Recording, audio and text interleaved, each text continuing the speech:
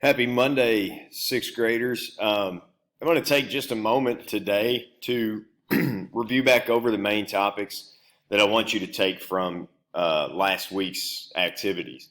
And so we'll start back looking at our spreadsheet that we created. Now, I know you virtual learners, you didn't get to walk through this with me.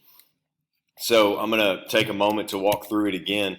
So I gave you an average annual salary. Everybody had about $46,000 salary. Now remember, take home is less. So we don't actually take home all of the money that we earn because some of it goes to taxes, some of it's going to insurance and retirement funds that are pulled out before we actually receive that money.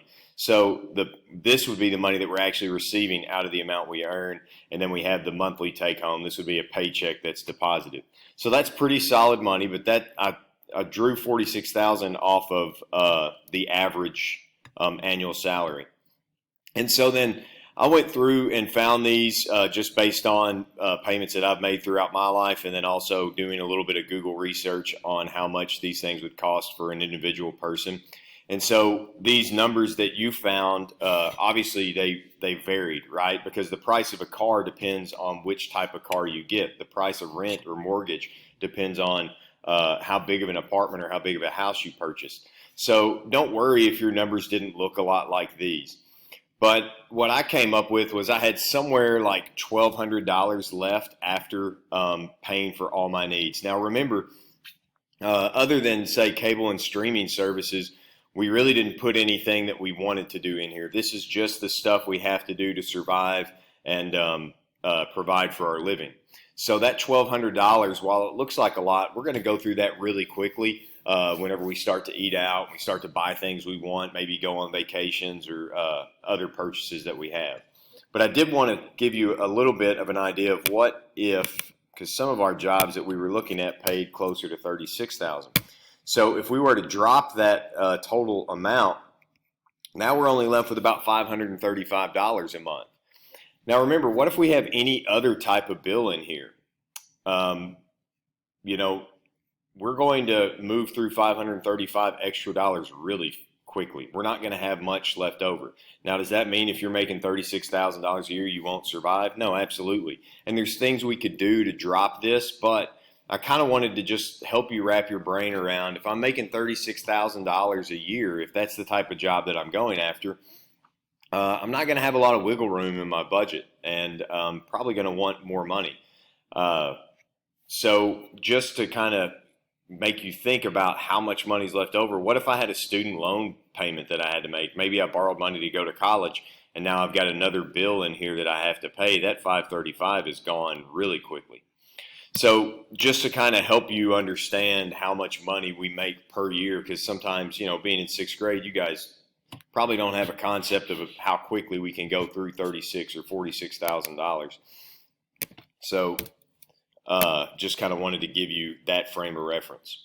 Then we also moved on and talked a bit about college, and I asked you to research and find out the price of college. And I did Murray State University. It's our closest four-year university here to us.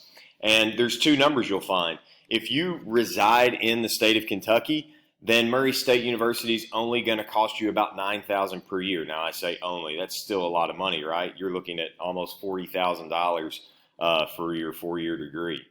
But if you're out of state, if you don't live in the state of Kentucky and you travel here to go to college at Murray State, the price jumps up significantly, $24,000 per year, almost $100,000 for a four-year degree.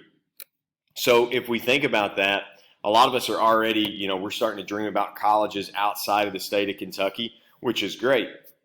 But understand, whenever you choose to go to a college outside of your home state, the price goes up. Now, there are little instances where we can maybe get in-state tuition or hopefully maybe even get a scholarship maybe to go out of state. But if you're planning to go out of state to a college somewhere, you probably need to be thinking about how am I going to pay for this? What kind of scholarship opportunities are out there? So just to kind of wrap your brain around all of this, if we're choosing to go to college down the road, we need to understand that that's going to be a very big financial burden. Hopefully, some of you have parents that are going to help you, tackle that. But also, as individuals, some of you have to start thinking like, I'm going to have to do this on my own. And so we're going to talk about opportunities of how to bring this cost down.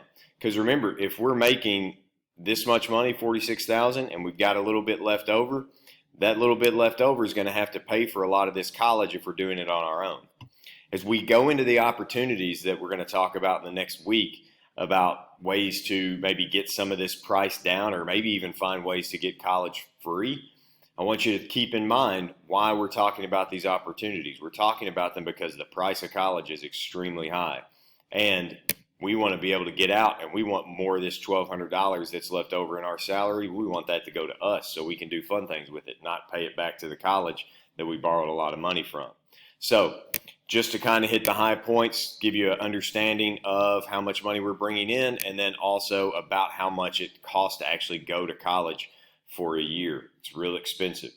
Thanks for all your work this week. If you have anything left hanging out there, make sure and get that done and turned in as soon as possible so I can give you credit for it.